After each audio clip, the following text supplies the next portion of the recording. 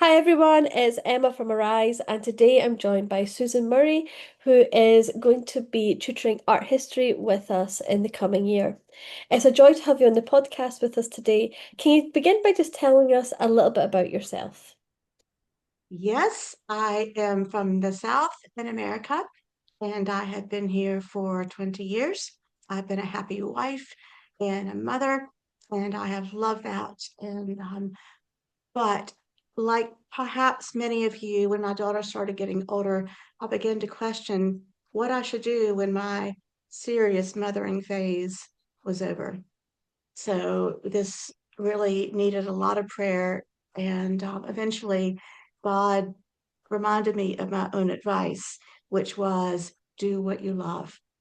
So I went back to study because I needed to do that in order to do what I love. So now I can teach, and I've been teaching the teens in my church for years, and I love teaching that age group. Yeah, They ask good questions. I they love do. that, and so now I can teach with something I love. I love history and art and beauty, and I get to engage with that all from a Christian worldview.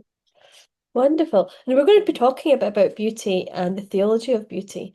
Um, you've written a really amazing blog post on the Arise website, which I'll link below if you have a wee read of it. It's really interesting and really well, it's really thoughtful and lots of rich, deep ideas in there. And one of the things you said before we dive into art was you quoted Augustine by saying, late have I loved you, O beauty, ever ancient, ever new. Late have I loved you.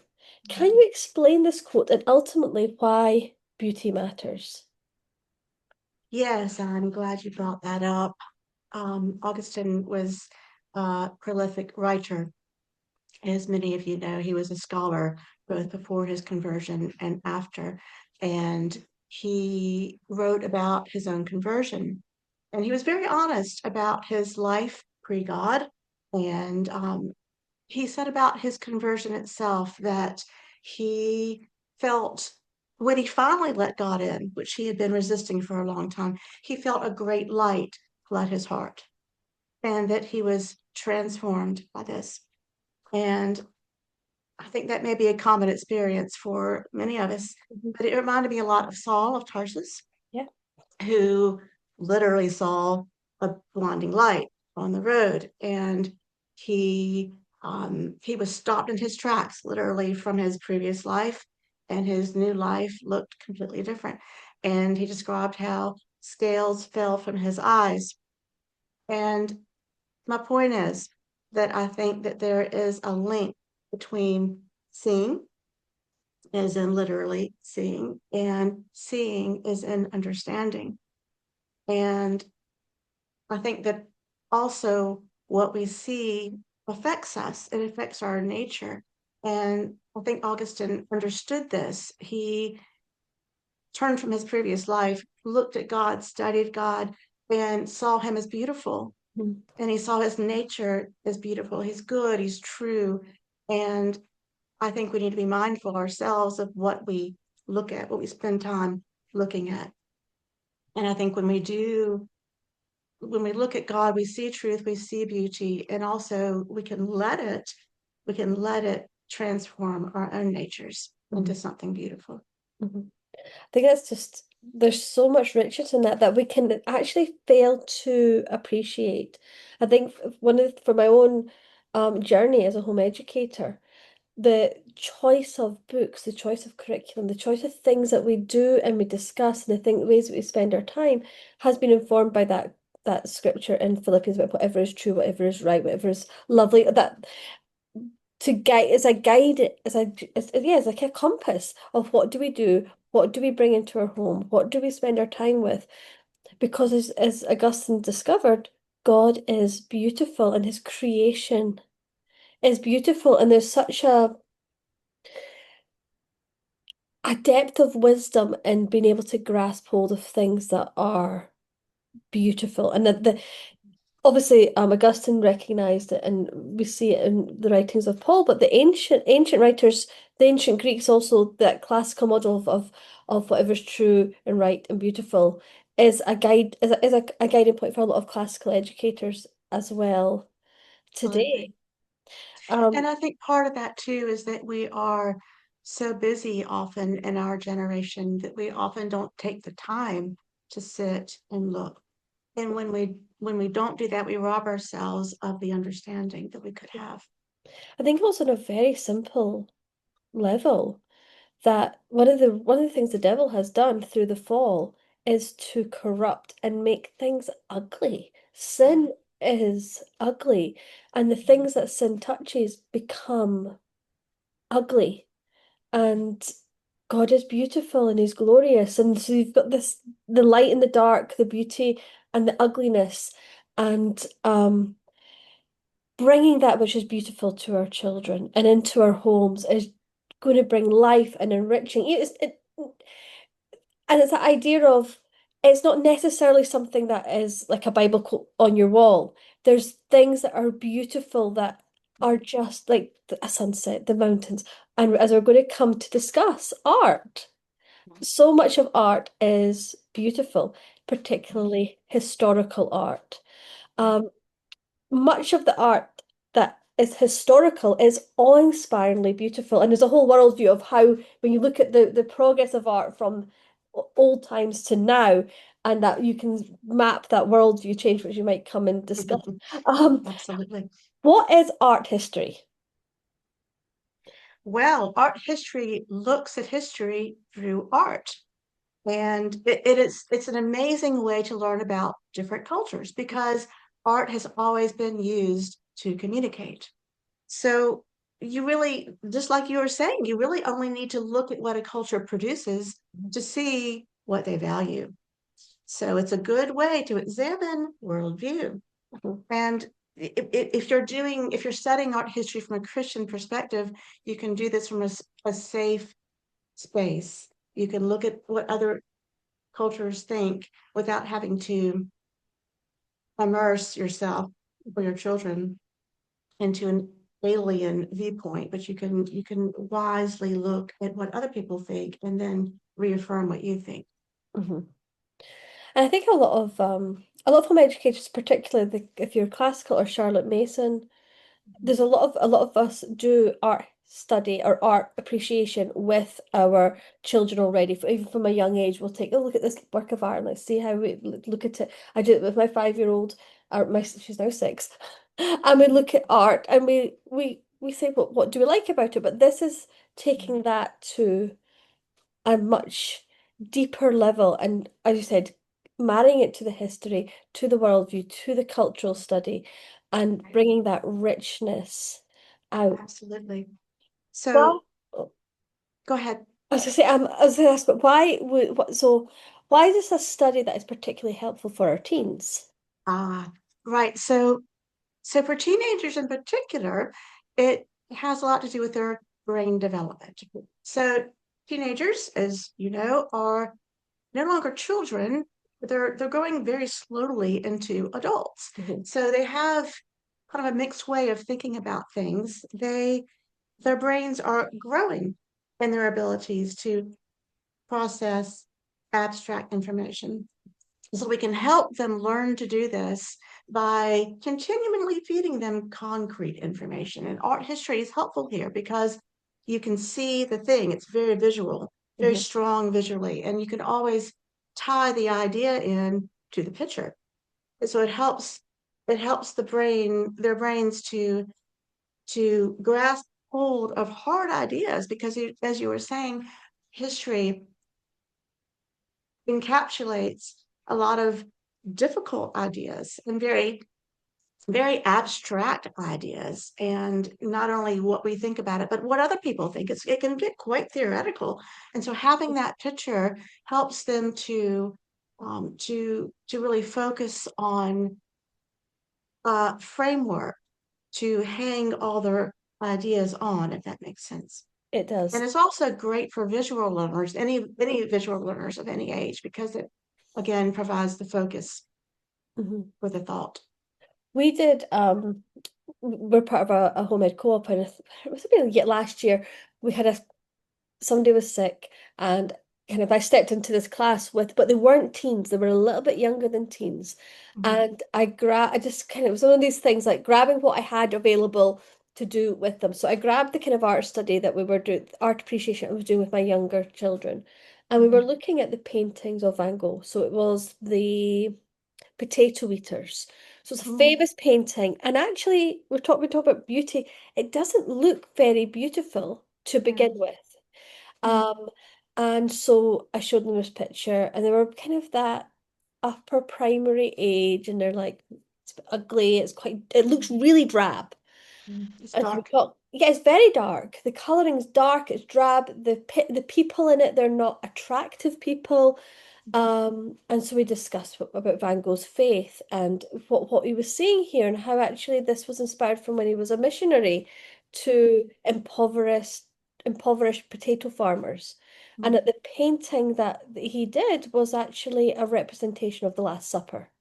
Mhm. And it was it was challenge and how he was challenging ideas of the of class and wealth, that these are poor people, but he gave them dignity, and how Christ comes for the lowly and the destitute and the poor. And Yes. we pulled this whole thing apart from what looked like, oh, it's a bit boring, it's a bit drab, to something. This is actually a beautiful representation of the love of God, and Indeed. how Jesus came and he ate with the poor. He ate with the And people you of see God. in that picture the light shining down on the family, and you see their joy. Yes. And it Mm. was they were getting it, but I thought if this had been the teenagers, it would have been such a rich discussion. We would have been able to really go in and look at these ideas of justice and of the context that Van Gogh was working in and being a missionary to, and the poor, and what that looks like, and how does Christ view the poor among us. And it was, and it's just what you've been saying, this idea of the worldview, being able to look at these really deep ideas that teens are really interested in. Mhm. Mhm. In your blog post, you wrote that big ideas from history, anthropology, theology, archaeology, and literature can begin to make sense for teenagers when brought together under the art history umbrella. Can you explain this? I can, and it's just simply that art history is very broad.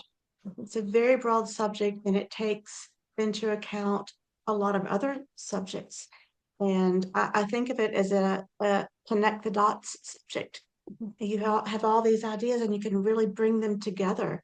And if as you're focusing on the work of art, you have all these other areas, just like the example that you gave with the potato eaters. And also when it's taught from a Christian worldview, it becomes a wisdom subject as well. Yeah. Can you explain how the art history class will work? Yes, so this is a 2-year curriculum. You don't have to take 2 years, but you can. Mhm, So we will be looking at the history of the world, starting right from creation and going through to modernity. So we have a fantastic book to read over those 2 years that has a lot of good, high quality images. mhm.